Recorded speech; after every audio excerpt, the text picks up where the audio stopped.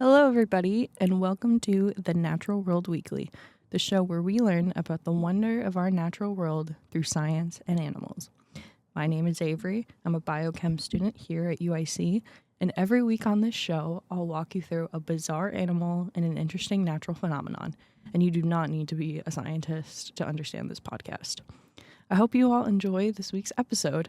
Today, we'll be talking about the strongest animal relative to its size in the history of our entire planet and the history of Groundhog Day and how we can actually go about using science to predict if it'll be a long winter.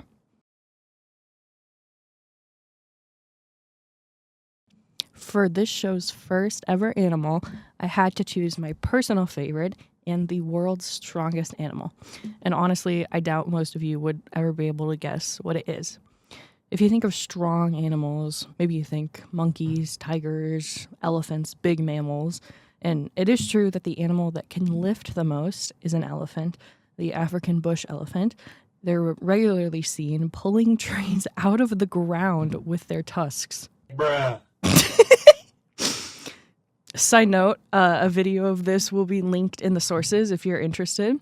But compared to how big they are, they can really only lift about 1 times their body weight because they're such massive animals. However, if you compare it to today's animal, they can push over 1,000 times their body weight. If we were able to do this as humans, we would be able to push a full Boeing 747 airplane with minimal effort. No other animal on Earth even comes close to this level of strength relative to their body size. And this animal is the dung beetle, or scarab. Despite being associated with Egypt, there are many species of scarabs/dung beetles, and they live pretty much everywhere on Earth. And they are not hostile or dangerous at all, like they're sometimes portrayed in movies like Indiana Jones or just in general scenes depicting ancient Egypt. They did hold a strong significance in ancient Egyptian society, largely due to their interesting reproductive cycle, which we will get into later. Anyways, they're found pretty much everywhere, and they have one main purpose or job. They find poop of any origin, any animal, although they prefer livestock, and they use their tiny little arms to roll it all together into a giant ball. These balls can get as big as apples, and keep in mind these beetles are like 1 inch long, and they push a full apple-sized ball of densely packed together poop. They are such hard workers that some farmers even buy up large quantities of dung beetles and release them into their pastures where their cows, horses, sheep, etc. are out living and pooping so that the beetles can help consolidate and clean up this mess. A dung beetle is like $1 a pop, so you probably get the labor cost money back pretty quickly, especially considering they live 3 years on average, which is pretty long by insect standards.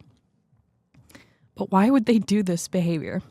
Now, at this point in the episode, if you're eating or just like really queasy, you may want to skip ahead to the next segment because it's going to get a little gross. Not too bad, though. So, dung beetles actually rely on these poop balls for their food and reproduction cycles. Bruh. Dung beetles are detritivores, and detritivores are animals that get their food from the nutrients in decaying life matter, like decaying plants, carcasses, and waste products like poop. And they break down this decaying matter into helpful nutrients for our soil. Now, I know this is gross, but without detritivores like roly-polies, millipedes, crabs, lobsters, and snails, our planet would just be full of poop and corpses and dead leaves. I mean, the reason why fallen leaves disappear every winter instead of piling and piling up is because our detritivores are working overtime to break them down and to replenish our soil. Anyway, that's my soapbox on detritivores and why they're important, even if they're gross. They're the reason why we don't have to eat turds and dead leaves, so be thankful. Anyway, them making giant poop balls helps consolidate their food into one place, and they spend fall to early summer making as many of these balls as possible. Then, once summer hits and they have enough of these apple-sized balls, they dig themselves into the center of them, and they feed themselves out. Later on in the summer, once female dung beetles have laid their eggs into the center of these dung balls, the babies will hatch and get their first day's nutrients by feeding themselves out of it and emerging in the fall, where they'll then help replenish this cycle. To be clear, they do still eat outside of the summer. Usually they eat like smaller balls or like decaying stuff like plants. They just do this feeding/reproduction cycle in the summer. So back to ancient Egypt.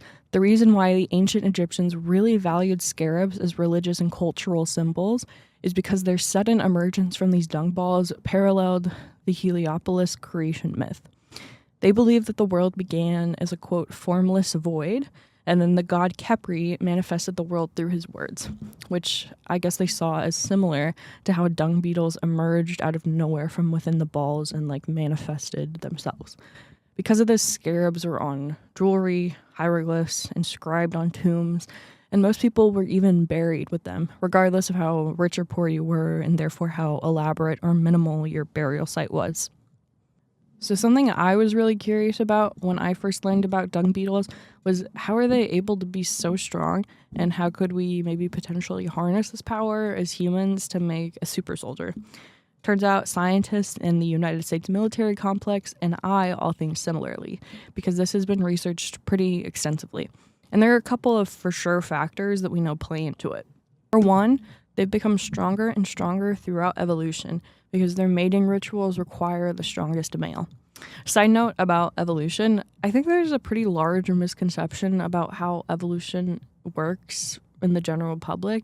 It seems like people think how evolution works is that, say, like if we as humans wanted to grow gills, we would just need to have people live in the ocean for hundreds or thousands of years, and eventually evolution would make it so. Like we'd grow gills because it's favorable for our environment.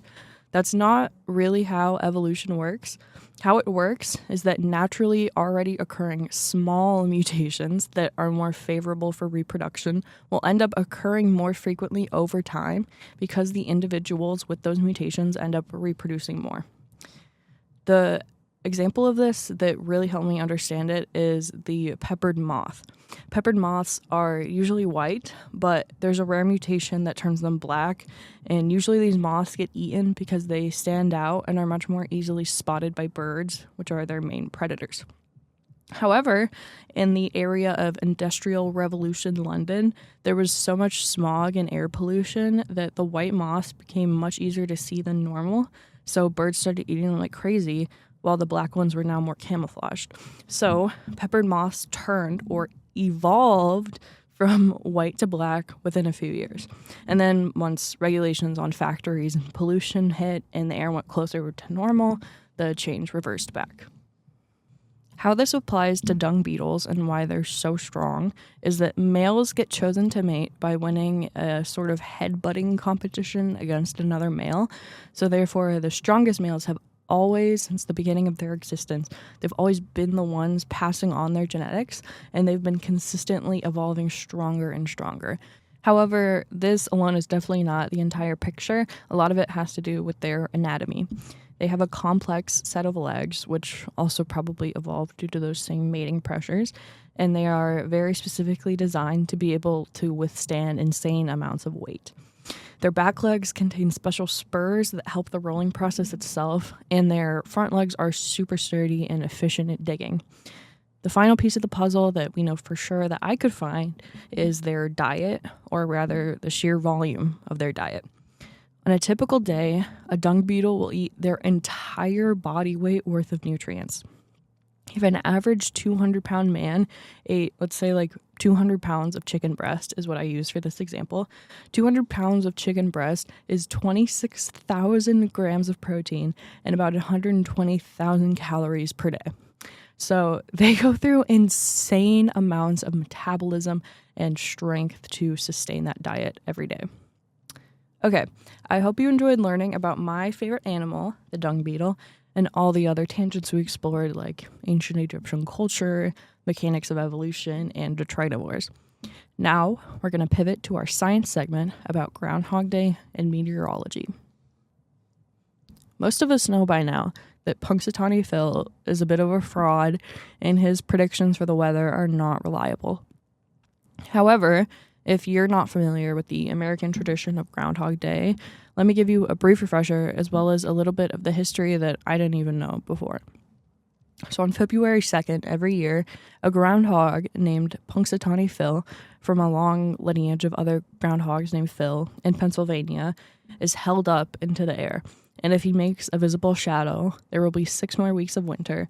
But if no shadow appears, spring is coming early, i.e., like starting right now. This tradition was carried over largely from German immigrants to the New World. There was a holiday called Badger Day in Germany pre-America that seems to be the main predecessor. A scholar of the folklore of the German and Dutch populations of Pennsylvania named Don Yoder discovered the earliest mention of Groundhog Day known in a diary entry by a Welsh shopkeeper in Pennsylvania. On February 2nd, 1840, this guy wrote, quote, "Today the Germans say the groundhog comes out of his winter quarters, and if he sees his shadow, he returns in and remains there 40 days." End quote. The first ever recorded Groundhog Day with Punxsutawney Phil, the original and main groundhog lineage, was 47 years later, in 1887. According to the National Oceanic and Atmospheric Administration, or NOAA, the lineage of Phils have had a historical accuracy of only 35%. I'm really loving the soundboard, if you can't tell. Interestingly, there are several other groundhog lineages in different states who are put through the same test, and there's a huge variety of accuracy, going as far up as 85% accuracy from Staten Island Chuck. Although animals have all sorts of behavior corresponding to season changes, this particular shadow test has no scientific basis. However, can we as humans actually use our large brains and scientific knowledge to know how long winters will last? And how do we actually predict weather patterns? Okay, I'm going to explain a high-level overview of the science of meteorology and very specifically how we predict winter weather. But I want to emphasize, while evolution and ecology and animal science are all topics that I've touched on in class as part of my biochemistry degree, I have no formal training in meteorology or weather science. This is all just what I've gathered from reliable sources online, which, by the way, all of my sources will always be linked in the description of this video. Okay, now we can talk about how to actually scientifically predict winter weather without Punxsutawney Phil. The main aspects, from what I understand, that affect how long and how severe winters will be are the polar vortex, the jet stream, and probably most importantly, El Nino. The polar vortex is the movement of freezing North Pole air, and if this vortex shifts down or slows, it'll let that Arctic air down south and cause a few weeks of extreme cold. Jet streams are little bands of strong wind in the atmosphere that actually move around the polar or tropical air and help us predict when these temperature changes will occur and how long it'll last. These don't necessarily control how long winters are. These are more about how long extreme cold will last, how quickly they'll go away, stuff like that. But I felt like it was worth a mention. I also think these things are stuff we hear a lot on weather channels, but is not really explained, so I thought that would be good to mention. Then finally, El Nino, which is what really controls how long winters are. El Nino means the boy in Spanish, and it's a weather condition where Pacific waters get warmer and the winds get weaker. And the arrival of prolonged El Nino conditions is what actually triggers warm spring temperatures to start. It's usually around the same time every year, which is why we have one official day for when spring starts, but smaller, less powerful, and early El Nino conditions can cause what we in the Midwest call false spring, where it's warm for like a few days and then suddenly temperatures plummet back down. Using stuff like satellites and Dopplers can let us detect when large El Nino activity happens. So yes, we can actually use science to determine exactly when spring is starting and if these warmer temperatures will actually stay. We don't really need Punxsutawney Phil or any other groundhog. We just need meteorologists. But to be honest, I think Groundhog Day is such a cute and charming American tradition. And I think it's such a great example of how immigrants have shaped American culture and society. Thank you all so much for listening to the first episode of The Natural World Weekly. I hope you enjoyed learning about our animal and science fact of the week, and I hope to see you next week. Reminder that all sources will be linked in the description, including a video of the African bush elephant ripping up a tree. And until next week, remember to stay kind and curious.